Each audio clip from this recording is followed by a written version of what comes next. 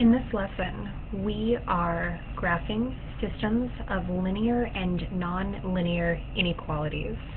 This first example is a review of something that you've seen before in your algebra classes. We have a basic linear inequality that we're graphing, 3x minus 6y less than or equal to 12. On our graph, we're wanting to show all of the xy pairs that are solutions to this inequality. In other words, you plug in the x and the y value, and it makes the inequality true. We are going to start by rewriting the inequality as an equation with the equal sign to get what's called our boundary line. A way to graph this equation, since x and y are together on the same side, is to use the method of finding the x and the y-intercept. We know that the x-intercept happens when y is equal to 0. So if we cover up the y part of the equation, we're left with 3x equals 12, and then we get x equals 4.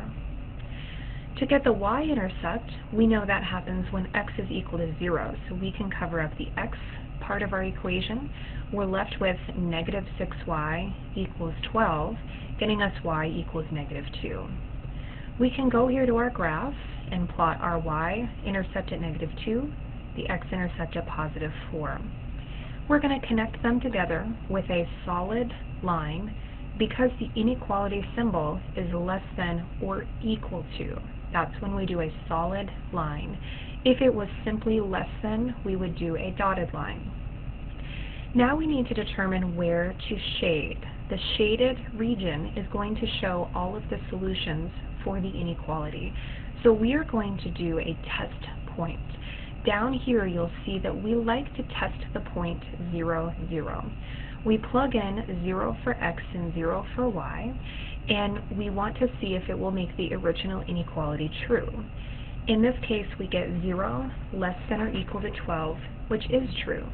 That means that 0, 0 is a solution, and all of the other points that are on the same side as 0, 0 will also be solutions. So this indicates that we want to shade above the line. For this next problem, we have another linear inequality, but it's set up a little bit differently. It's in the y equals mx plus b format. So we can graph this one by identifying the slope is 3 and the y-intercept is 2. Notice how we do a dotted line this time because our symbol is simply greater than. Now there's a trick that we can use for shading, but it only works if the equation is in the form y equals. If it's less than, we shade below. If it's greater than, we shade above. In this case, it's greater than, above the line is going to be on the left. Now we can check that by doing our test point of 0, 0 that you can see down here. Plug in 0 for y and 0 for x. We end up getting 0 is greater than 2, which is false. Notice how 0, 0 is just on the other side of the boundary line, but since that's false, all of the other points in this region will be false. So that verifies that we need to shade on the other side. Next, we're going to graph a nonlinear inequality. This one is going to look like a circle because we have an x squared and a y squared. Our center will be at 0, 0. Later, we will see one where the center is not at 0, 0, but if it's just simply x squared plus y squared, that's our center. The radius is the square root of the number on the other side. In this case, our radius is 6. So you'll see that we plot our center, count out 6 spaces in each direction, and make a circle with a dotted line because it's greater than. The trick for circles, if it's greater than, we shade outside. If it's less than, we shade inside.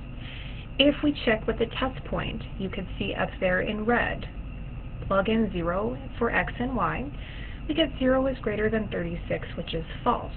That indicates that 0, 0, along with all of the other points on the inside, will make our statement false. So that verifies that we must shade on the outside. Using the test point of 0, 0 will always work for any equation, no matter what you're graphing. And so the tricks I'm giving you. Use them if it helps, but if you want to hold on to one thing, less things to remember, you can always do your test point as 0, 0. This next inequality, we are looking at a parabola. It is shifted 2 spaces up. When you graph your parabolas, rather than making a U shape, I'd like you to use visible points. Over here on the graph, highlighted in yellow, you can see 5 points that represent the original y equals x squared. I've also labeled their coordinates next to the point. I would recommend memorizing those 5 points and using them as a reference whenever you're doing a transformation. Since we are moving up 2, each individual point moves up 2 spaces, creating the new parabola in blue. Solid line because it's less than or equal to. It's in the y equals format and it's less than, so that means that we can shade below. You see that if we verify with the test point, 0 less than 2 is true, so that verifies we shade below. Now we're going to look at a system of 2 inequalities. Solving the system means that we're finding all of the solutions that make both inequalities true. We're only going to shade where the shading overlaps.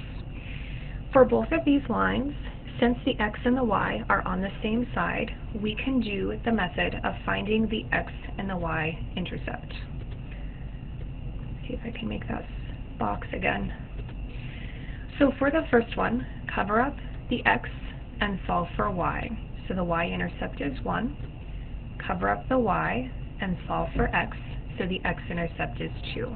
You can see that line here in black. Y-intercept is 1, x-intercept is 2. Solid line. When we do our test point, we see that the test point makes it true, so we are going to shade toward the test point, which is below. Notice how I just used little shading arrows rather than doing the shading first. I'm going to wait until I see where the overlap is. For the second inequality, we'll find our intercepts, cover up the x, y-intercept is 4, and solve for x, the x-intercept is 2. So that's going to be our line here in green. This test point, 0 less than 4, is also true, so again we want to shade toward the test point, which is below the line, using my shading arrows again. Now I'm only going to shade the part where the shading overlaps. This region in red represents all of the x, y values that are solutions to both inequalities. This next system involves a parabola and a line. The parabola is shifted down 4 spaces. Notice how, again, I started with those 5 original points. Each one moves down 4 to make the new parabola in green. And then I've graphed the other line by finding the x and the y-intercept. We see that the shading is going to overlap in that little section above the parabola, but below our line. This next system involves 3 inequalities, and we're seeing some that only involve a single variable. We can do the boundary line x equals -3, which is going to be a vertical line at -3. Greater than means that we're going to shade to the right. For the other one, we can use that boundary line y equals -4. That will show up as a horizontal line, and notice how it's dotted. Greater than -4 will be above. And then finally we'll graph the last inequality using the same method of finding the x and the y-intercept. Do our test point, we see that we shade below. The section where all of the shading overlaps is there in black, kind of looks like a triangle shape. For this final system, we are looking at a few circles again. We know that because the equations have x squared, y squared. But notice how numbers are being added or subtracted inside of the parentheses. This indicates that the center will not be at 0, 0. We want to take the opposite of the numbers inside of the parentheses to get the center.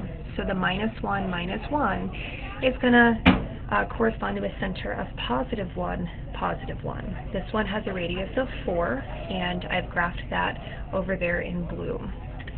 Since it's a circle and it's a less than symbol, that means that we're going to be shading on the inside. Our other equation, switching the signs for that negative 2 and positive 1, is going to give us a center of positive 2 and negative 1. This one has a radius of 3. So I've graphed that circle over there in green, and because it's a greater than symbol, we're going to be shading on the outside of that circle. Seeing where the shading overlaps, inside of the blue circle, outside of the green circle, we just get this kind of half moon shape. It kind of looks like it's turned on its side. And that's what that overlap section would be.